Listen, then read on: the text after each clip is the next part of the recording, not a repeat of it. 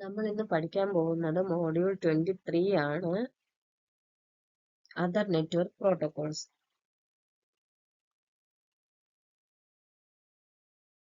ഈ മോഡ്യൂളിൽ നമ്മൾ പഠിക്കുന്നത് കുറച്ച് പ്രോട്ടോകോൾസ്, നെറ്റ്വർക്ക് പ്രോട്ടോകോൾസ് പഠിക്കും. പിന്നെ നെറ്റ്വർക്ക് സെക്യൂരിറ്റി എന്താണ്, ഇന്റർനെറ്റ് സെക്യൂരിറ്റി എന്താണെന്നും പഠിക്കും. ഈ മോഡ്യൂളിൽ പഠിക്കുന്ന പ്രോട്ടോകോൾസ് ഇതൊക്കെയാണ്: SMTP, Telnet, FTP, HTTP, SNMP, LDAP, DHCP, UDP, ICMP, POP, IMAP, ARP, RARP. ഇനി ഓരോ പ്രോട്ടോകോൾസും എന്താണെന്ന് ഡീറ്റെയിൽ ആയിട്ട് നമുക്ക് നോക്കാം.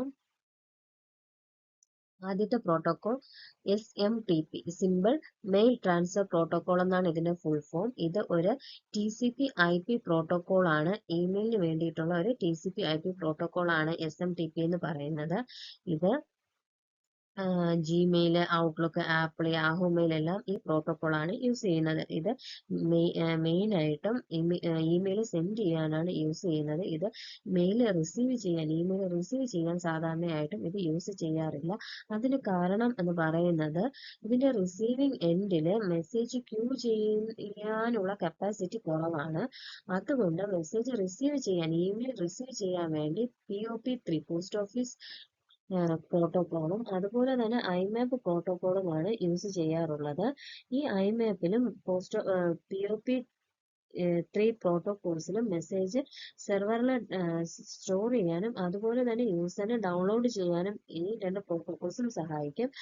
നമ്മുടെ SMTP protocols, mail transfer protocol സാധാരണ യൂസ് ചെയ്യുന്നത് സെൻഡറിൽ നിന്ന് റെസിപ്പിയന്റിലോട്ട് ഒരു മെസ്സേജ് സെൻഡ് ചെയ്യാൻ വേണ്ടിയിട്ടാണ്. അടുത്ത പ്രോട്ടോകോൾ എന്ന് പറയുന്നത് ടെൽനെറ്റ് ആണ്. ഈ പ്രോട്ടോകോൾ നമ്മൾ മറ്റൊരു സിസ്റ്റവുമായിട്ട് കണക്ട് ചെയ്യാൻ വേണ്ടിയിട്ടാണ് നമ്മൾ യൂസ് ചെയ്യുന്നത്. ഇതിനു വേണ്ടി ടെൽനെറ്റ് ക്ലയന്റ് സോഫ്റ്റ്വെയർ നമ്മുടെ കമ്പ്യൂട്ടറിൽ നമ്മൾ ഇൻസ്റ്റാൾ ചെയ്തിരിക്കണം. ഈ ക്ലയന്റ് കമ്പ്യൂട്ടർ ടെൽനെറ്റ് സെർവറുമായിട്ടാണ് കണക്ട് ചെയ്യുന്നത്. അതുപോലെ തന്നെ ഈ കണക്ഷന് ശേഷം കണക്ട് ചെയ്ത് കഴിയുമ്പോൾ ഈ ക്ലയന്റ് മെഷീൻ ഒരു വിർച്വൽ ടെർമിനൽ ആയിട്ട് മാറിക്കഴിയും. ഇത് സാധാരണ ഈ ടെൽനെറ്റ് എന്ന് പറയുന്ന പ്രോട്ടോകോൾ യൂസ് ചെയ്യുന്നത് മറ്റൊരു കമ്പ്യൂട്ടറുമായിട്ട് കമ്മ്യൂണിക്കേറ്റ് ചെയ്യാൻ വേണ്ടിയിട്ടാണ്. ഇതിനു വേണ്ടി ആ കമ്പ്യൂട്ടർ, ഏത് കമ്പ്യൂട്ടറുമായിട്ടാണോ നമുക്ക് കമ്മ്യൂണിക്കേറ്റ് ചെയ്യേണ്ടത്, ആ കമ്പ്യൂട്ടറിൽ നമുക്കൊരു ലോഗിൻ അക്കൗണ്ട് ഉണ്ടായിരിക്കണം. ആ ലോഗിൻ അക്കൗണ്ടിന്റെ യൂസർ നെയിമും പാസ്വേഡും യൂസ് ചെയ്തിട്ടാണ് നമ്മൾ കമ്മ്യൂണിക്കേറ്റ് ചെയ്യുന്നത്. ചില സമയത്ത് നമുക്ക് ഗസ്റ്റ് ആയിട്ടും അതുപോലെ തന്നെ പബ്ലിക് ആയിട്ടും നമുക്ക് ലോഗിൻ ചെയ്യാൻ പറ്റും. ഒരു അക്കൗണ്ട് ഇല്ലെങ്കിൽ പോലും നമുക്ക് ലോഗിൻ ചെയ്യാൻ പറ്റും ചില സമയങ്ങളിൽ. അടുത്ത പ്രോട്ടോകോൾ എന്ന് പറയുന്നത് ഫയൽ ട്രാൻസ്ഫർ പ്രോട്ടോകോൾ ആണ്. Short form FTP. ഇതൊരു സ്റ്റാൻഡേർഡ് നെറ്റ്വർക്ക് പ്രോട്ടോകോൾ ആണ്. ഫയൽസ് TCP നെറ്റ്വർക്ക് വഴി ഫയൽസ് ട്രാൻസ്ഫർ ചെയ്യാൻ വേണ്ടിയിട്ടാണ് ഈ പ്രോട്ടോകോൾ നമ്മൾ യൂസ് ചെയ്യുന്നത്. ഇന്റർനെറ്റ് പോലെയുള്ള TCP ബേസ്ഡ് നെറ്റ്വർക്കുകളിൽ ഫയൽസ് ട്രാൻസ്ഫർ ചെയ്യാനാണ് FTP യൂസ് ചെയ്യുന്നത്. FTP പ്രോട്ടോകോൾ രണ്ട് കമ്പ്യൂട്ടറുകൾ തമ്മിൽ കമ്മ്യൂണിക്കേറ്റ് ചെയ്യുന്ന സമയത്ത് രണ്ട് കണക്ഷൻ ആണ് ഇവിടെ ഓപ്പൺ ചെയ്യുന്നത്. രണ്ട് കണക്ഷൻ ആണ് കമ്പ്യൂട്ടറുകൾ തമ്മിൽ ഇത് ഓപ്പൺ ചെയ്യുന്നത്. അതുപോലെ തന്നെ ഇത് വളരെ വലിയ ഫയൽസ് ട്രാൻസ്ഫർ ചെയ്യാനാണ് യൂസ് ചെയ്യുന്നത്.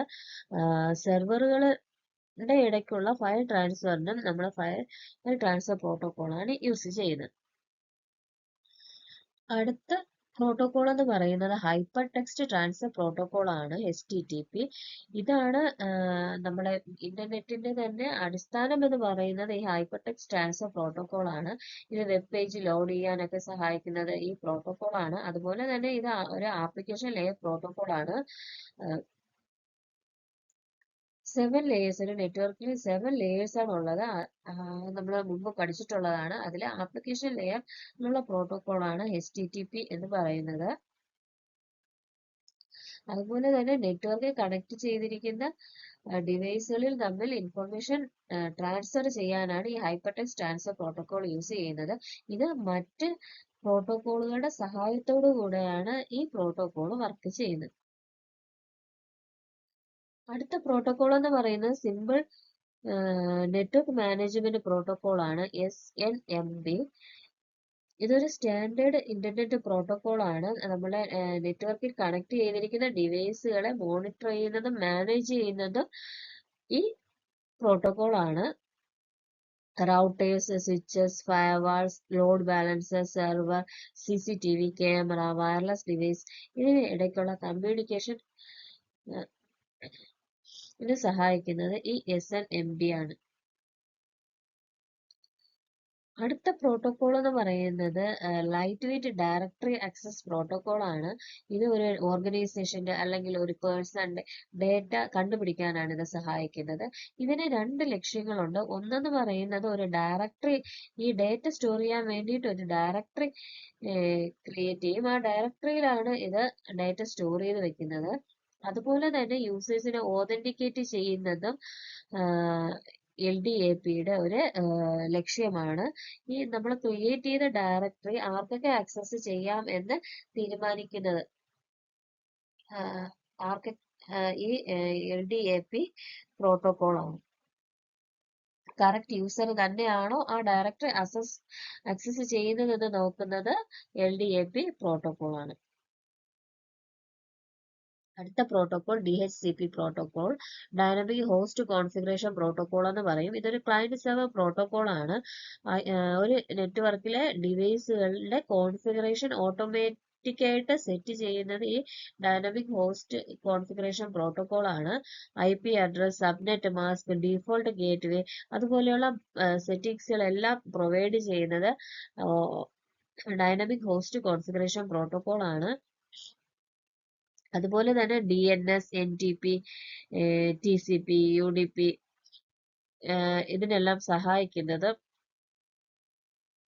DHCP പ്രോട്ടോകോൾ ആണ്. അടുത്ത പ്രോട്ടോകോൾ എന്ന് പറയുന്നത് UDP, യൂസർ ഡാറ്റാഗ്രാം പ്രോട്ടോകോൾ. ഇത് ഗെയിമിംഗ്, വീഡിയോ, DNS ലുക്കപ്പ് ഇതുപോലെയുള്ള ടൈം സെൻസിറ്റീവ് ആയിട്ടുള്ള ആപ്ലിക്കേഷന് വേണ്ടിയിട്ടാണ് നമ്മൾ യൂസ് ചെയ്യുന്നത്. ഇതൊരു കണക്ഷൻലെസ് പ്രോട്ടോകോൾ ആയത് കാരണം ഇത് ഫാസ്റ്റർ ആയിരിക്കും. പക്ഷേ കണക്ഷൻലെസ് ആയതുകൊണ്ട് ഇത് അത്രയ്ക്ക് റിലയബിൾ ആയിരിക്കില്ല. TCP ഒരു കണക്ഷൻ ഓറിയന്റഡ് പ്രോട്ടോകോൾ ആണ്. അതുകൊണ്ട് ഇത് റിലയബിൾ ആണ്, പക്ഷെ സ്ലോ ആയിരിക്കും.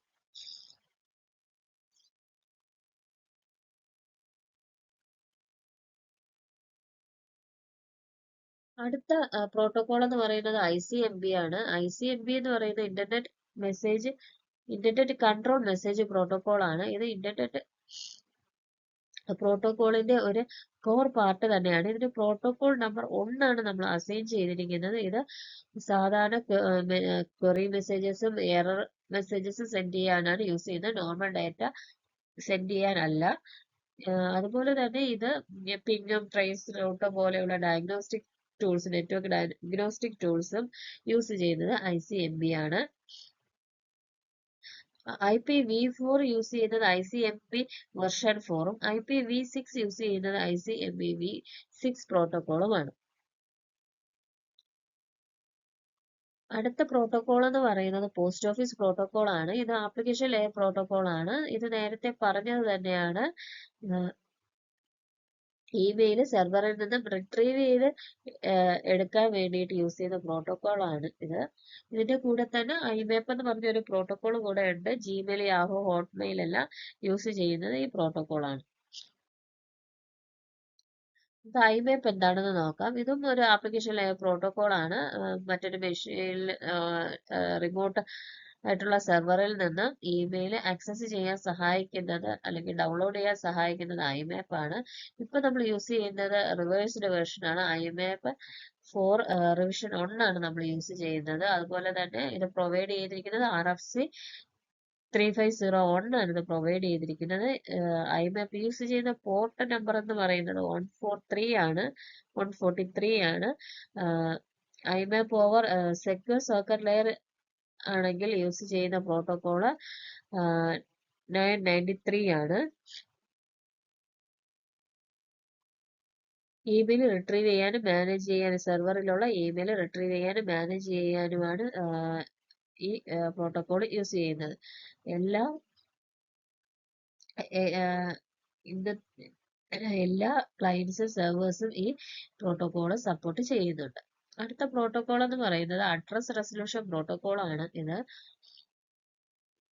IP അഡ്രസ്സിൽ നിന്ന് MAC അഡ്രസ്സ് കണ്ടുപിടിക്കാൻ സഹായിക്കുന്നത് ഈ അഡ്രസ് റെസൊല്യൂഷൻ പ്രോട്ടോകോൾ ആണ്. അതുപോലെ തന്നെ IP അഡ്രസ്സും അതിന് കറസ്പോണ്ടിങ് ആയിട്ടുള്ള MAC അഡ്രസ്സും ഒരു ടേബിളിൽ സ്റ്റോർ ചെയ്യും. എന്നിട്ടാണ് ഇത് ഈ മാപ്പിംഗ് പ്രൊവൈഡ് ചെയ്യുന്നത്. അതുപോലെ തന്നെ ഇതൊരു കമാൻഡ് ലൈൻ യൂട്ടിലിറ്റിയാണ്. വിൻഡോസിലും യൂണിക്സിലും ലിനക്സിലും എല്ലാം ഇതൊരു കമാൻഡ് ലൈൻ യൂട്ടിലിറ്റിയാണ്.